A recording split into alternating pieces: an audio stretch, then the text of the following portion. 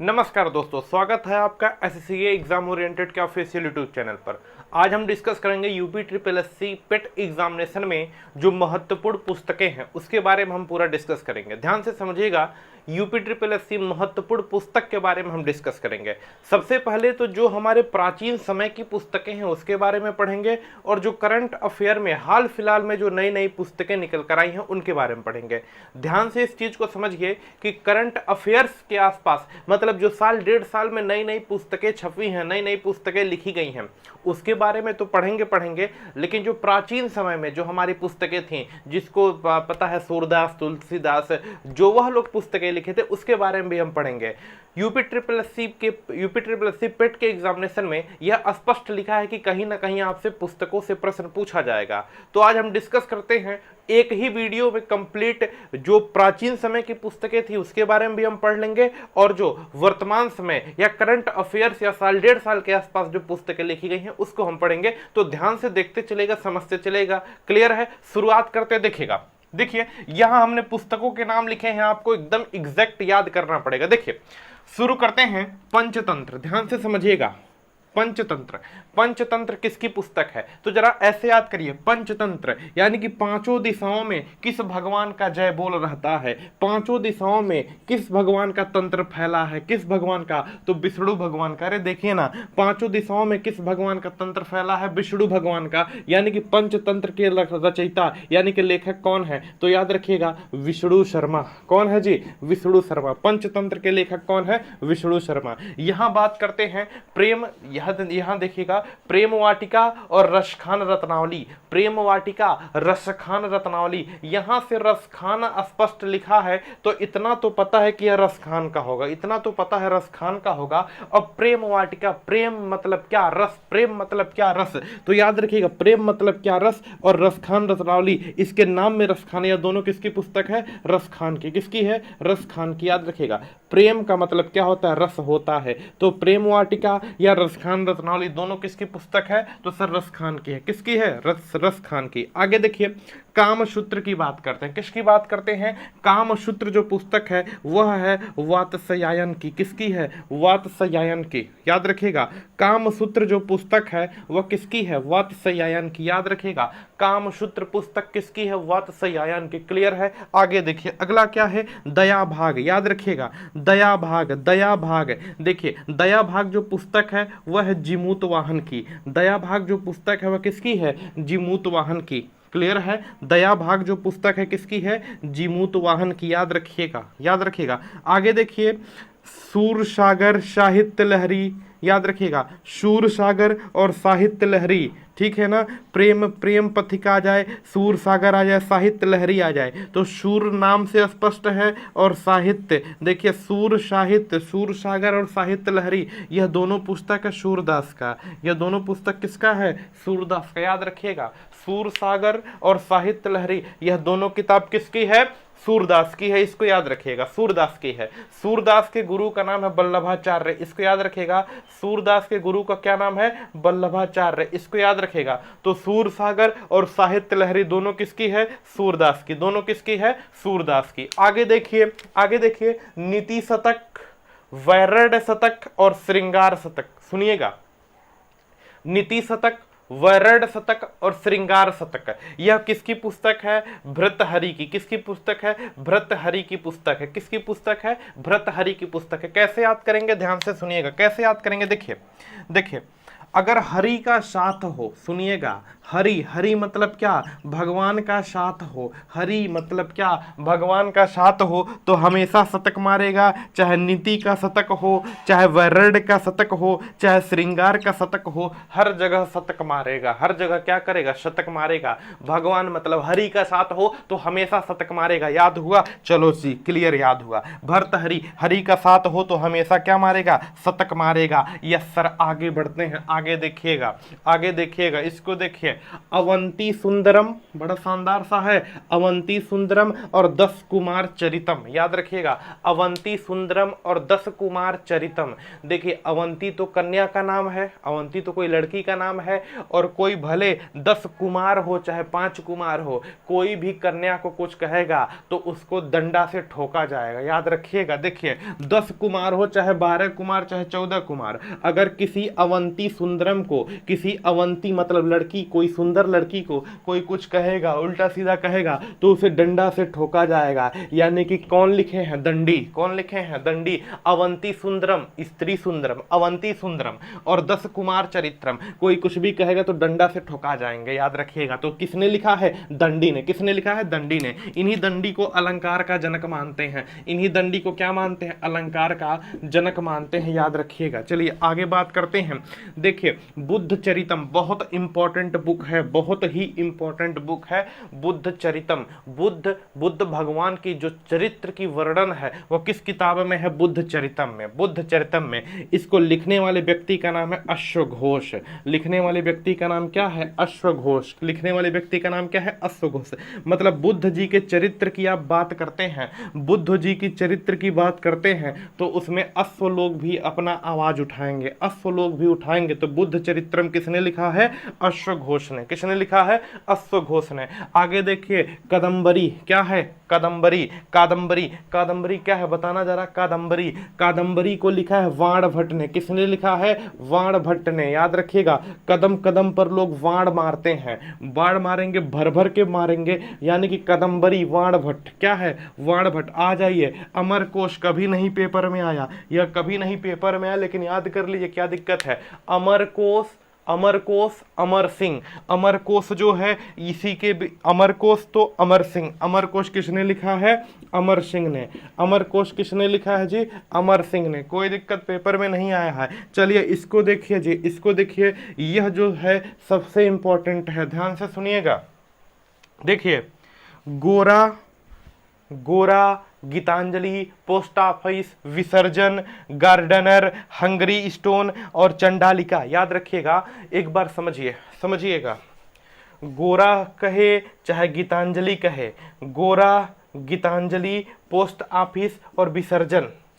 याद रखिएगा, गोरा गीतांजलि को पोस्ट ऑफिस से विसर्जन करवा दिए। देखिए ना, गोरा गीतांजलि को पोस्ट ऑफिस से विसर्जन करवा दिए। कौन? रविंद्रनाथ टैगोर। रविंद्रनाथ टैगोर। यानी कि यह सारी रचना किसकी है? रविंद्रनाथ टैगोर की। यह सारी रचना, गोरा गीतांजलि को पोस्ट ऑफिस से उठाकर फेंकवा दो, विसर्जन करवा दो, रविंद्रनाथ टैगोर। क्लियर है? अच्छा, गार्डनर हो, हंगरी स्टोन हो, चाहे चंडालिका, चंडालिका कौन? रविंद्रनाथ टैगोर। यह सारी की सारी रचना किसकी है? रविंद्रनाथ टैगोर को। एक बार देखिए ना, गोरा गीतांजलि पोस्ट ऑफिस से विसर्जन करवा दिए, गोरा गीतांजलि को उठाकर पोस्ट ऑफिस से विसर्जन करवा दिए। कौन? रविंद्रनाथ टैगोर। ठीक है, चलिए रविंद्रनाथ टैगोर को गार्डनर हो चाहे हंगरी स्टोन हो, हंगरी स्टोन हो चाहे चंडालिका हो, इनसे कोई मतलब नहीं, सबको क्या कराना है? विसर्जन कराना है। ध्यान से समझिएगा, रविंद्रनाथ टैगोर ऐसे व्यक्ति हैं, चाहे गार्डनर हो चाहे हंगरी स्टोन हो चाहे चंडालिका हो, कोई मतलब नहीं, सबको विसर्जन करवा दो भैया। किसने लिखा है? रविंद्रनाथ टैगोर ने। किसने लिखा है?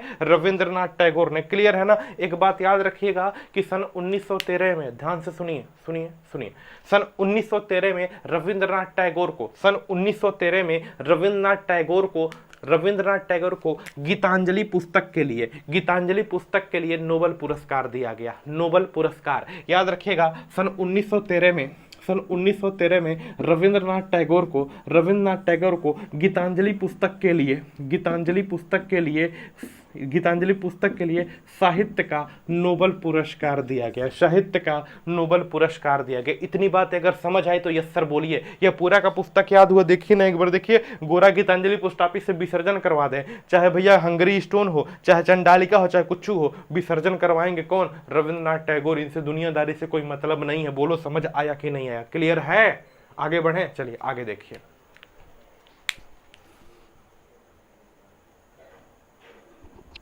चलिए उसी के आगे बात करते हैं, ध्यान से सुनिएगा। आगे देखिए, आगे हम बात करते हैं मुद्रा राक्षस। क्या लिखा है? मुद्रा राक्षस किसकी पुस्तक है? ध्यान से सुनिएगा।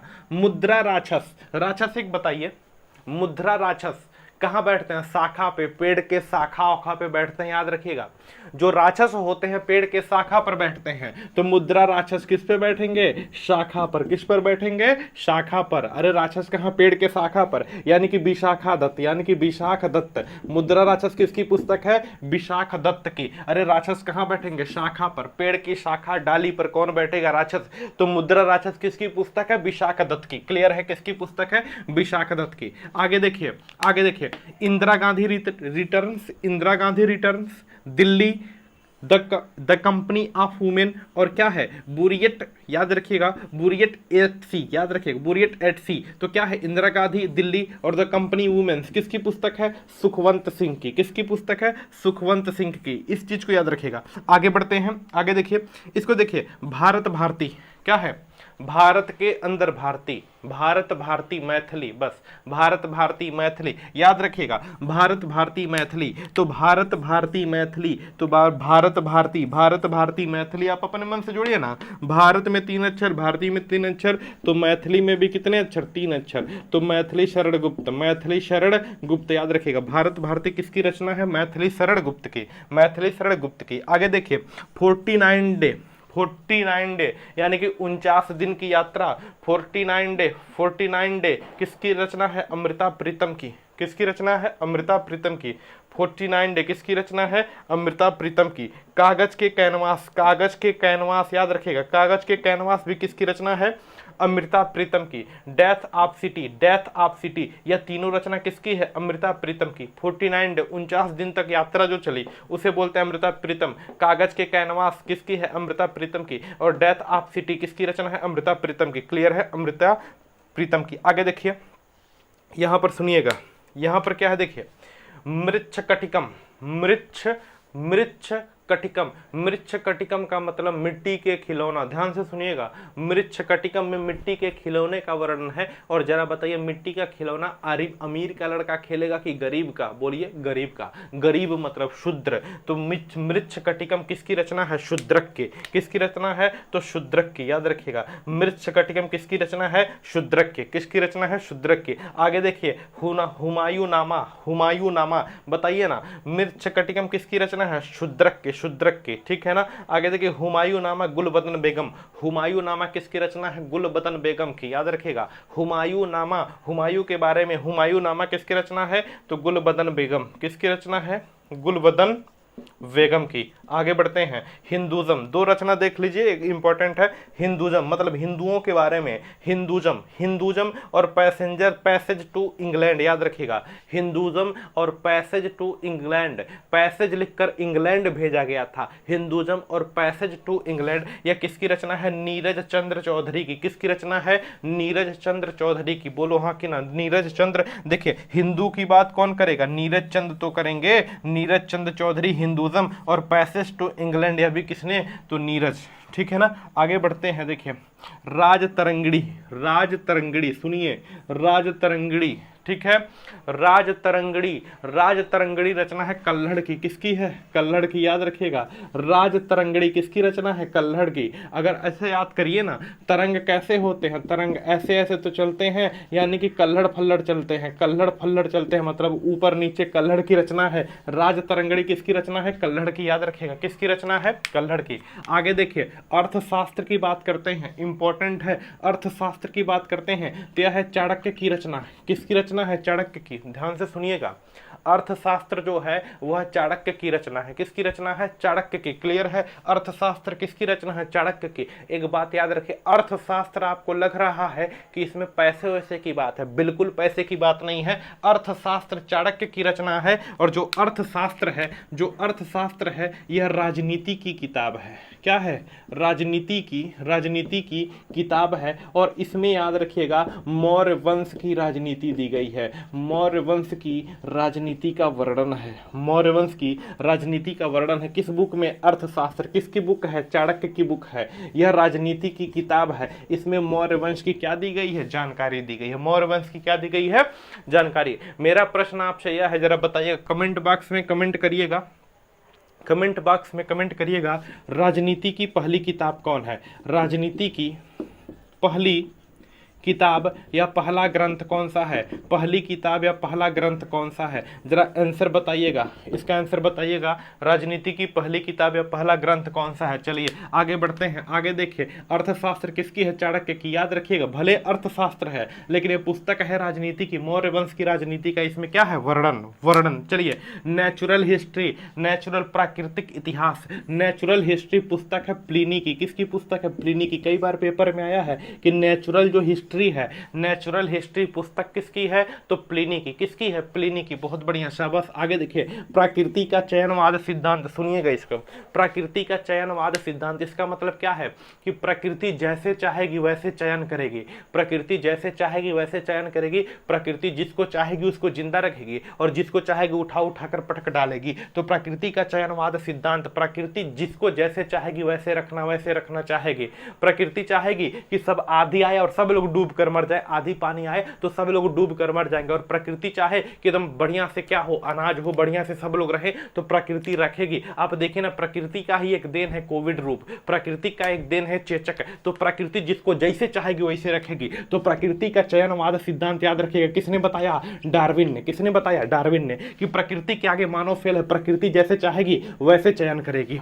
प्रकृति जैसे चाहेगी वैसे चयन करेगी। प्रकृति चाहेगी तो आप फिट रहेंगे और प्रकृति चाहेगी तो मुंह आकर फेंक देगी। क्लियर है ना? तो प्रकृति का चयनवाद सिद्धांत किसने दिया? डार्विन ने। किसने दिया? डार्विन ने। कोई दिक्कत जी नहीं। आगे देखिए, शाहनामा। शाहनामा है फिरदौसी की। किसकी है? फिरदौसी की। किसकी रचना है? फिरदौसी की।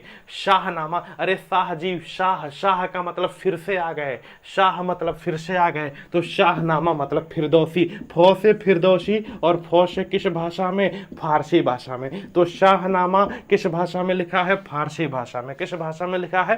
फारसी भाषा में। आगे आइए, इन पर बात करते हैं। इन पर पहले बात कर लेते हैं। देखिए, अनामिका और परिमल दोनों क्या है? एकदम निराले। अरे अनामिका और परमल दोनों क्या है? एकदम निराले। ऐसे समझिए, अनामिका और क्या? परमल दोनों क्या है? एकदम निराले हैं। दोनों क्या है? निराले। तो अनामिका और परिमल दोनों क्या है? निराले। निराले का मतलब निराला। निराले का मतलब क्या? निराला। अबे बताओ ना यार, अनामिका और परिमल दो जोड़ी है, दो कपल है, तो निराले ही तो होंगे। निराले मतलब क्या? निराला। तो अनामिका और परमल क्या है? निराला। सूर्यकांत त्रिपाठी निराला। तो अनामिका किसने लिखा है? सूर्यकांत त्रिपाठी निराला ने। और परिमल किसने लिखा है? सूर्यकांत त्रिपाठी निराला ने। चलिए आगे बात करते हैं। इसको देखिए, यह पूरी लाइन देखिए। देखिए, यहां है कुमार संभव, मेघदूत, अभिज्ञान शकुंतलम और रघुवंशम और मलाविका अग्निमित्रम। क्लियर है? कुमार संभव, रघुवंशम, मेघदूत, मलाविका अग्निमित्रम और याद रखिएगा अभिज्ञान शकुंतलम। यह सारी की सारी बातें लिखी है कालिदास ने। किसने लिखा है? सारी की सारी पुस्तक या सारे के सारे ग्रंथ किसने लिखा है? कालिदास ने। किसने लिखा है? कालिदास ने। याद रखिएगा, कुमार संभव, मेघदूत, अभिज्ञान शकुंतलम, रघुवंशम और मलाविका अग्निमित्रम, यह सब किसने लिखा है? कालिदास ने। अरे मलाविका अग्निमित्रम में क्या है? तो मलाविका एक स्त्री है और अग्निमित्र एक क्या है? पुरुष। दोनों के पैकअप, दोनों की प्रेम मोहब्बत की बातें हैं मलाविका अग्निमित्रम में। ठीक है? अच्छा देखिए, मेघदूत की बात करें। मेघ मतलब बादल और दूत मतलब एक स्थान से दूसरे स्थान तक पहुंचाने वाला संदेशा। देखिए, मेघदूत मतलब एक स्थान से दूसरे स्थान तक पहुंचाने वाले संदेशा क्या है? मेघदूत। जैसे आप देखिए, हम लोग व्हाट्सएप से करते हैं, व्हाट्सएप से फटाफट लिखते हैं क्या हाल है, तो व्हाट्सएप जाता है, फिर उधर से मैसेज आता है, सब बढ़िया। इसी तरीके से इसने बताया कि मेघदूत जैसे दो प्रेमी बादल की सहायता से बादल को पकड़ते थे। बादल आ रहा था, उड़कर पकड़े, बादल पर लिखे क्या हाल है, फिर बादल को भेजे, बादल गया उसके पास, फिर उसने भेजा सब ठीक है, फिर यहाँ पर बादल आया। तो मतलब मेघ को ही दूत बना दिए, बदलवे को दूत बना दिए। तो मेघदूत किसकी रचना है? कालिदास की। किसकी है? कालिदास की। याद रखिएगा, कुमार संभव, मेघदूत, अभिज्ञान शकुंतलम, रघुवंशम, मलाविका अग्निमित्रम, यह सारी की सारी रचना किसकी है? बोलिए किसकी है? किसकी? कालिदास की। ठीक है ना? आगे बढ़ते हैं। आगे देखिए,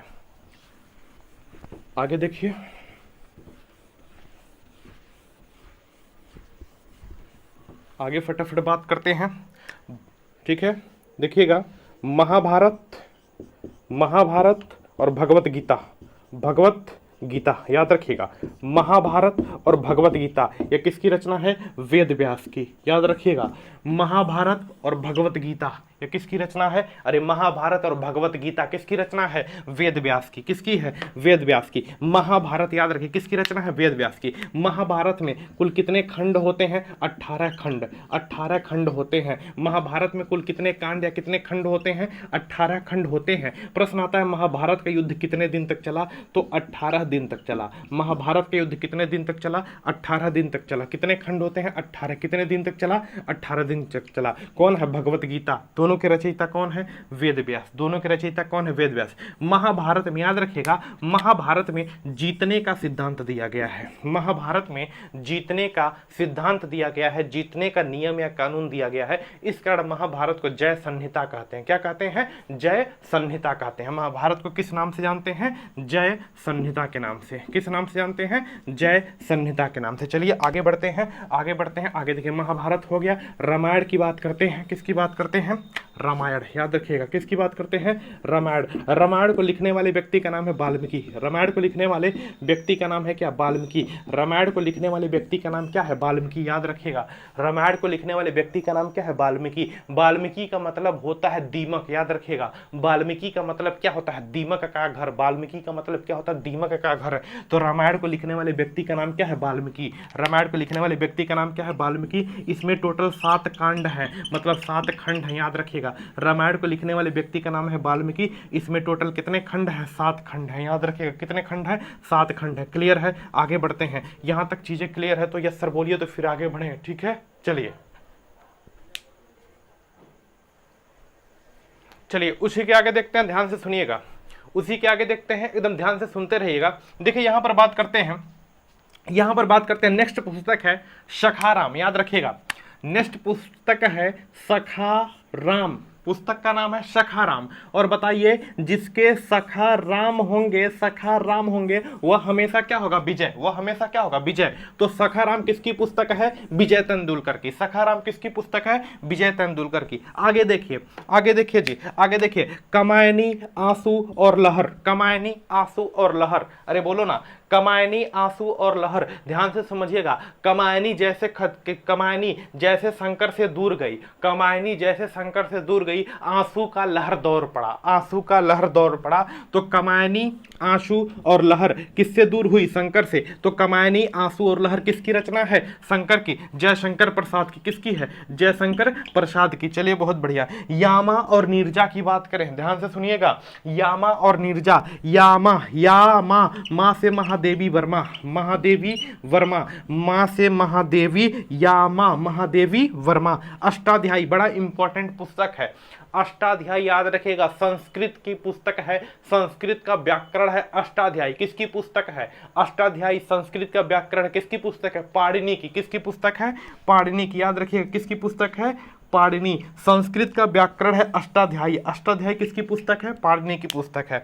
आगे देखिए, डार्क रूम, गाइड और मालगुडी डेज। याद रखिएगा, Malgudi days. Dark room, guide और मालगुडी डेज किसकी पुस्तक है? तो आर के नारायण की। किसकी पुस्तक है? आर के नारायण। नारायण का मतलब क्या होता है? नारायण का मतलब है भगवान। अब बताइए, डार्क रूम, अंधेरा रूम में बंद करते हैं तो भी भगवान को याद रखेंगे। अरे डार्क रूम, डार्क रूम में बंद कर दे तो भी भगवान को याद रखेंगे।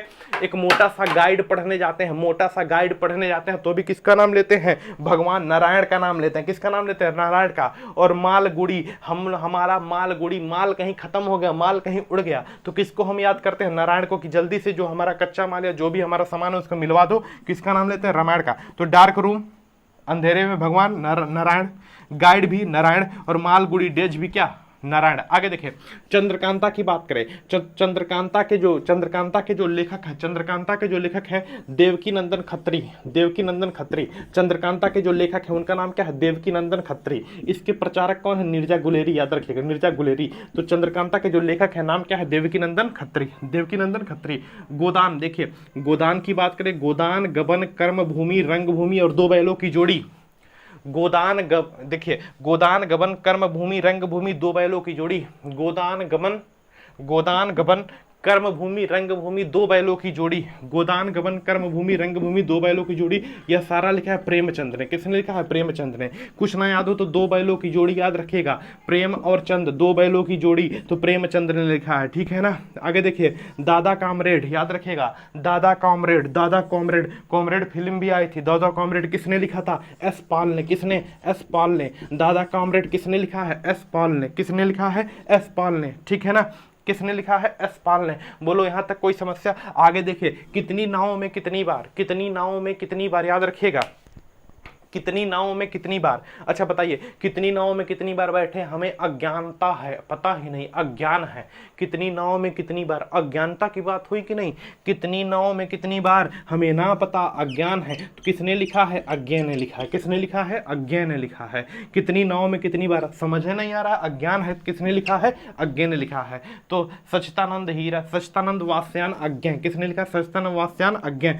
ए वॉइस ऑफ फ्रीडम, ध्यान से सुनिएगा, a voice of freedom, a voice of freedom, आज़ादी के लिए एक आवाज़, ए वॉइस ऑफ फ्रीडम किसने लिखा है? नयन तारा सहगल ने। नयन तारा सहगल ने। ए वॉइस ऑफ फ्रीडम किसने लिखा है? नयन तारा सहगल ने। ध्यान से देखिएगा, अभी खत्म नहीं हुआ, यह तो प्राचीन पुस्तकें थे, यह प्राचीन पुस्तकें थे, खत्म हुआ। अब करंट अफेयर वाली पुस्तकें अब शुरू होगी, जो साल डेढ़ साल में जो इंपॉर्टेंट पुस्तकें आई थी अब शुरू होगी, तो कंप्लीट देखिएगा। यह क्या है? नयन तारा, ए वॉइस ऑफ फ्रीडम किसने लिखा? नयन तारा। अब जो शुरू होगा, यह करंट अफेयर जो इंपॉर्टेंट पुस्तकें हैं वह शुरू होगी। यहां तक चीजें क्लियर है? यहां तक चीजें क्लियर है? बताइए, अगर यहां तक चीजें क्लियर है तो इसी वीडियो में अपलोड करें या दूसरे में?